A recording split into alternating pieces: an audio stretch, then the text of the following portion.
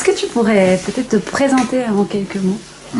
Alors, je m'appelle Laurent Frobert, je suis maître d'enseignement à l'école La Source, à Lausanne, à la HES. Et je fais partie du laboratoire d'enseignement et de recherche en santé mentale et psychiatrie. Et quant à ta fonction d'étableur? Oui, alors je travaille j'enseigne dans le bachelor, dans l'année propédeutique. On fait de la recherche et du coup de l'enseignement en formation continue aussi. Et puis je fais partie du conseil et soutien pédagogique aux enseignants de l'école. Et ça, par rapport à la place de la digitalisation à l'école de La Source, toi tu te situerais où? Alors, moi j'ai fait une formation, un CAS en e-learning, d'abord pour nos projets à nous. En même temps, c'est quelque chose qu'on essaye d'implémenter dans le programme Bachelor aussi, à l'occasion des cours. Et donc, moi, j'essaye dans mon rôle de conseiller pédagogique, à un moment donné, peut se poser la question d'utiliser des outils technologiques ou des objets, des outils du e-learning. Et donc, j'accompagne les collègues dans l'utilisation de ces objets-là ou de l'intégration dans l'ingénierie de formation. Et toi-même, tu as créé le dispositif, la plateforme hybride de préparation au stage. Oui, j'en ai fait un projet pendant mon CAS, effectivement. C'est quelque chose qu'on a construit en équipe, ouais. Et tu peux me raconter un peu la genèse de ça? D'où est venue l'idée, le besoin, comment ça a été identifié? Ouais. Alors, il y a deux choses. Ça part déjà d'une question on va dire, d'ingénierie dans les règles de l'art. Et puis après, vraiment de notre activité au travail. Alors, la question de l'ingénierie, c'est qu'on a eu une étudiante à master qui a fait un stage chez nous et qui a fait une analyse des besoins auprès des étudiants de La Source par rapport à leur parcours professionnalisant en psychiatrie. Et l'idée qu'on avait, c'était comment rendre visibles les enseignements en psychiatrie et comment conduire les étudiants aussi vers ce contexte de travail pour ceux que ça intéressait. Donc elle a fait une démarche d'analyse des besoins auprès des étudiants. Donc qui a montré différentes choses, dont l'importance du stage en psychiatrie dans le parcours d'un étudiant. Donc c'est parti de ça. Et puis la deuxième chose, c'est que dans notre activité, c'est une part qui est pas très claire sur ce qui est attendu au niveau institutionnel, qui nous demande de jongler pas mal dans l'organisation. Au niveau du temps aussi, ça nous prend pas mal de temps. La question des stages, tu veux dire? La question de la préparation des stages. Formation en alternance. Ouais. C'est ça, donc c'était un peu ces deux aspects qui sont réunis et qui ont amené à réfléchir à cette dimension-là. Donc il y avait une dimension de l'aspect un peu chronophage, de mieux utiliser le temps à disposition et les ressources. Ouais. Chronophage et puis le sens qu'on y faisait aussi dans cette préparation au stage. Donc il y avait une injonction, c'est-à-dire une prescription institutionnelle par rapport à la préparation au stage. C'est un gros volume quand même, parce qu'il y a beaucoup d'étudiants qui font un stage en psychiatrie. Tous les étudiants passent au moins une fois pendant la formation en stage en psychiatrie. Donc c'est un gros volume d'étudiants. On n'est pas très nombreux quand même dans les enseignants qui font partie du laboratoire. Donc ça veut dire qu'on fait appel à d'autres enseignants pour préparer les étudiants en stage en psychiatrie, donc qui ne connaissent pas forcément le contexte, d'une part. Et puis d'autre part, pour le projet des étudiants, il y avait quelque chose à mettre en place aussi pour faciliter quand même le repérage des étudiants pendant la formation, pendant le bachelor, pour ceux qui étaient intéressés à la psychiatrie. Ouais, dans l'idée de faire un peu une trajectoire de formation orientée sur la psy. Ouais, c'est ça, sur la thématique de la trajectoire. Ouais. Donc Camille, l'étudiante en Master 1 qui a fait cette démarche-là, ce qu'elle a mis en évidence, entre autres, donc, c'était qu'il y avait des besoins par rapport au stage, ou en tout cas c'était un moment important. La rencontre avec la psychiatrie, c'était un moment important. Et elle a commencé à réfléchir un petit peu à des outils, des choses qu'on pourrait utiliser aussi pour que les étudiants puissent identifier c'est quoi le métier d'infirmier en psychiatrie, c'est quoi le contexte de la psychiatrie. Et elle était tombée sur donc elle avait fait des recherches, elle était tombée sur une vidéo d'un youtubeur qui est un étudiant infirmier qui faisait des vidéos pendant son stage en psychiatrie en particulier. Donc il a fait vraiment comme un journal filmé pendant tout son stage. Et donc elle a identifié ça, elle nous a envoyé les liens.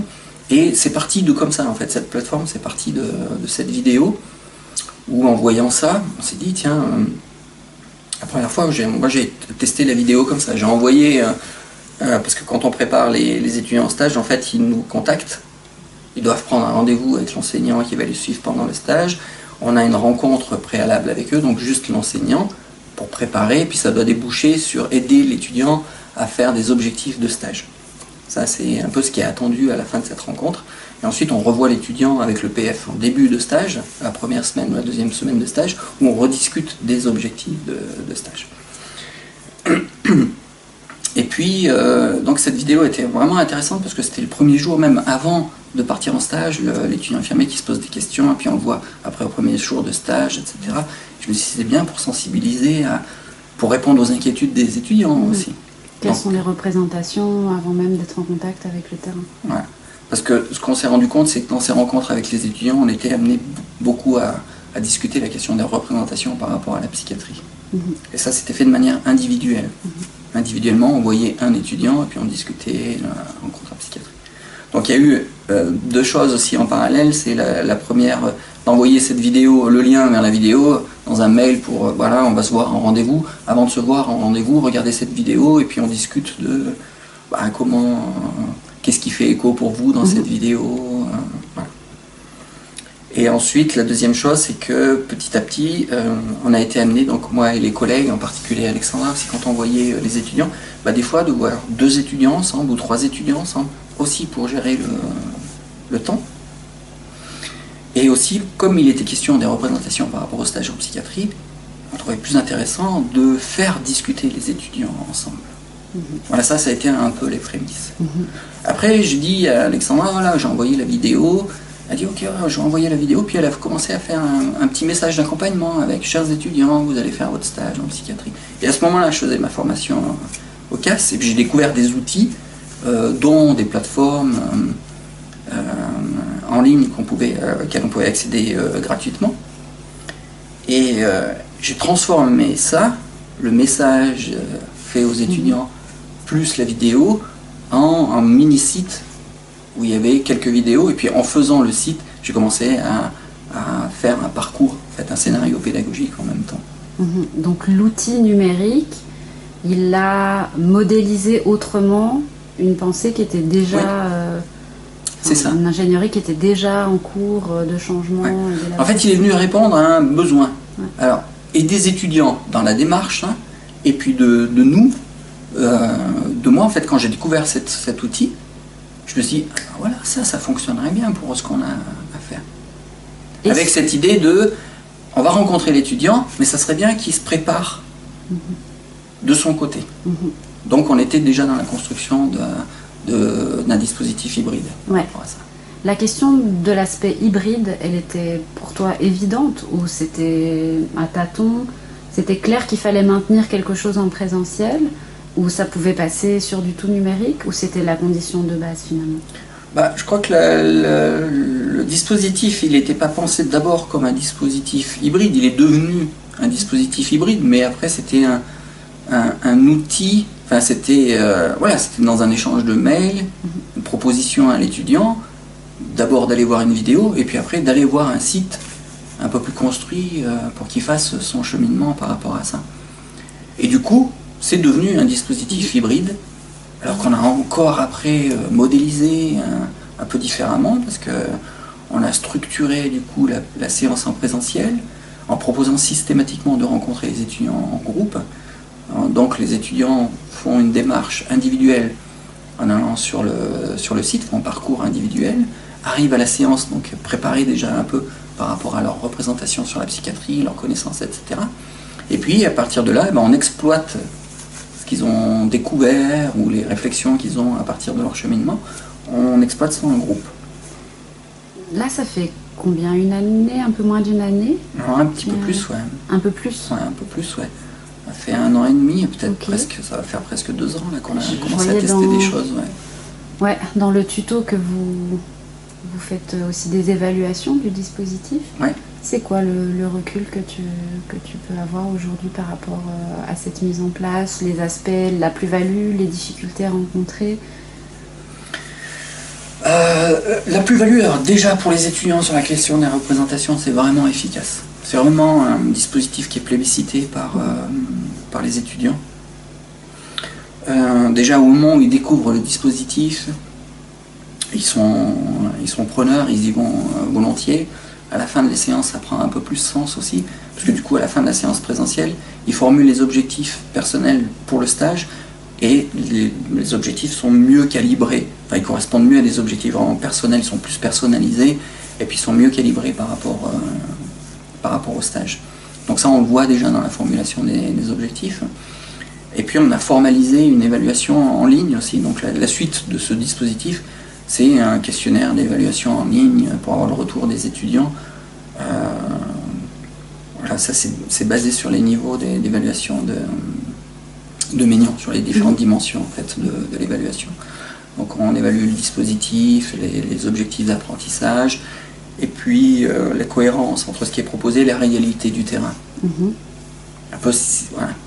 En gros, la transférabilité quand même, un petit peu. Donc systématiquement, quand le stage est terminé, que les étudiants ont eu leur évaluation, là on envoie le questionnaire en ligne, et donc là on analyse. Donc on a fait une première analyse il y a quoi? Il y a à peu près un an, je crois. Ouais, après 6 mois d'utilisation, première analyse des données. Et puis là il y avait vraiment des bons retours. Il y avait un haut taux de participation aussi à ces questionnaires. Ce qui n'était pas évident quand même. Donc un indicateur en tout cas d'intérêt. Ouais. Et ouais, là où il y a des choses à améliorer, c'est parce qu'en même temps ce dispositif, à chaque fois il bougeait. Donc les évaluations qui sont faites par les étudiants, elles ne portent pas tout à fait sur la même chose. Le site n'a pas tellement changé. Au début, il y a des améliorations sur l'ergonomie, mais après c'est vraiment sur l'organisation des séances en présentiel que ça a changé. Là, on a vraiment modélisé le dispositif. Donc les limites, c'est que les étudiants sont habitués quand même à rencontrer l'enseignant qui les suit en stage, d'habitude dans les autres stages, et puis à travailler leurs objectifs personnels, et à vraiment formuler des objectifs personnels. Là, on ne regarde pas de près la formulation des objectifs, on voit plutôt l'objet de ce qui est attendu en termes d'apprentissage de la part des étudiants. On regarde ça, donc ça c'est plus pertinent. Ce qui est un petit peu plus... Alors parfois, ce qui est ressorti un peu plus difficile pour les étudiants, c'est de ne pas avoir l'enseignant qui les suit en stage dans la séance de préparation. Pour d'autres, ça pose aucun problème. Et puis on a de tout. On a des étudiants qui disent « Oui, mais moi j'aurais bien aimé avoir un retour sur la formulation de l'objectif. » Ce qu'on fait après, quand ils rencontrent le PF en stage. Et puis il y en a d'autres qui disent « Non, ça va très bien comme ça. » Donc les réponses, elles sont assez hétérogènes finalement. Et pas forcément reliées au dispositif lui-même, parce que ça aurait pu être le même type de remarque. Alors sur le dispositif, ça va bien comme ça. Vraiment, le fait que les étudiants soient en groupe, ce qui ressort. Alors le point vraiment principal, c'est le fait d'être en groupe et de pouvoir partager nos représentations sur la psychiatrie. Ça marche. Et le bémol de ça, c'est que d'être en groupe fait que c'est pas forcément l'enseignant initial qui va te suivre. Ouais, c'est ça. Et que ça peut en désécuriser certains. Ouais. C'est quelque chose qui est abordé avec des praticiens formateurs du terrain au moment de la rencontre du... Alors, comme on change tout le temps de terrain, on n'a pas affaire aux mêmes praticiens formateurs. Ça, c'est cette dernière année où ça a été amené beaucoup à bouger. Donc, on va dans des lieux qu'on ne connaît pas. Mais dans les lieux où on connaît, par exemple, moi là où j'interviens pas mal à Prangin, j'en ai parlé avec DPF, un en particulier qui était vraiment intéressé en particulier par cette vidéo et qui du coup utilise aussi la vidéo dans une séance de préparation des étudiants la première semaine où ils travaillent les représentations. Et j'ai discuté avec les étudiants après pour savoir si c'était pas redondant de le faire avant et pendant. Ils trouvaient ça très bien, c'est pas redondant, c'est une bonne chose. L'avenir, tu le vois comment à l'ère digitale? Par rapport à ce dispositif ou par rapport à celui-là ou par rapport à d'autres? Alors par rapport à ce dispositif, je pense que le dispositif il est transférable dans d'autres laboratoires, déjà d'une part. Donc je pense que là, on a du boulot à faire. Je pense que ça peut vraiment intéresser les collègues. Après qu'ils le fassent d'une autre manière.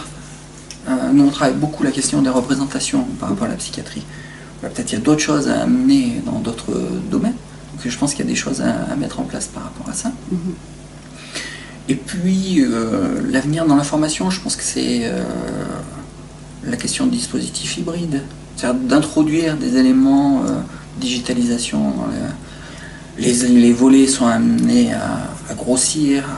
Dans l'année propédeutique santé, la prochaine volet, c'est 250 étudiants. Donc donner des cours en présentiel à 250 étudiants, ça change.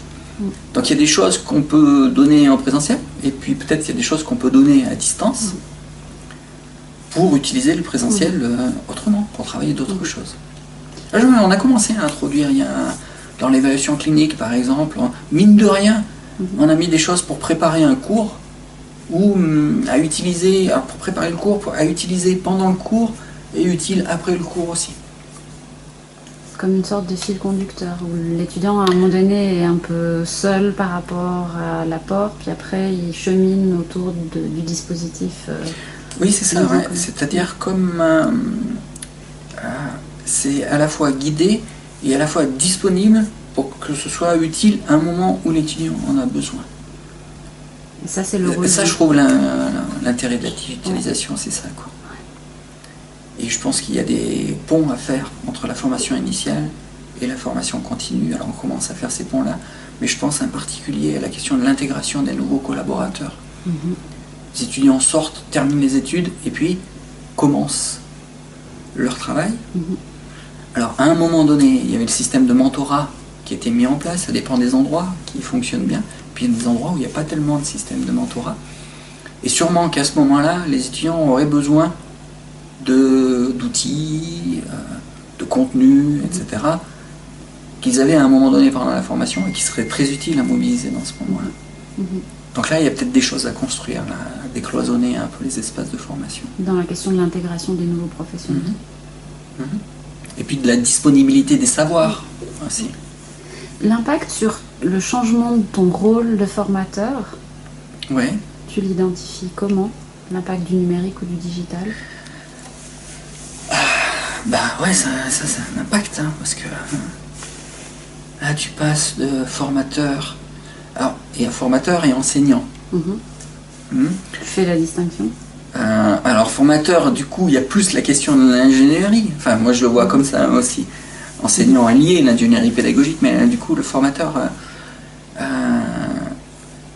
sur ces dispositifs, tu vois, de prendre un peu plus de distance sur ces dispositifs, un peu plus macro en fait, dans l'ingénierie. Vraiment de formation. Donc ça, c'est pas la digitalisation qui amène ça, mais donc ça amène autre chose que le face-à-face pédagogique. C'est la question de la construction des dispositifs. Et je trouve que la digitalisation, c'est ça, quoi, c'est la construction du dispositif. Après, ça pose la question de l'enseignement autrement, parce qu'on peut être amené à faire des capsules où on se met en scène, c'est-à-dire qu'on se met en scène pour donner le cours, ou donner des aspects du cours, des points, voilà. Mais ça déplace un peu ta posture. Voilà, quoi. Moi, je me suis dit, quand j'ai fait le CAS e-learning, après avoir fait le CAS formateur d'adultes, le CAS e-learning, j'ai dit, ok, c'est ce métier, il faut être scénariste, il faut monter des vidéos. Voilà, là, je commence à toucher un peu plus encore des outils comme Adobe, tu vois. Adobe, c'est du graphisme, c'est des choses comme ça, mais on est dans une ère où je trouve que la formation, c'est de plus en plus une question de communication et de comment tu passes le message. Ou comment tu passes le message pour que le contenu il puisse être accessible, ou à quel moment il puisse être accessible. Voilà, alors tu es à la fois devant, mais un peu comme les acteurs deviennent réalisateurs, je sais pas, tu es devant la caméra et derrière la caméra, c'est un peu ça. Tu vois, là je suis devant la caméra, d'habitude je suis derrière la caméra. Donc c'est ça demande aussi de pouvoir être mobile. Ouais, c'est un métier hybride, pour le coup. C'est un métier hybride. Merci beaucoup. T'en prie, Delphine.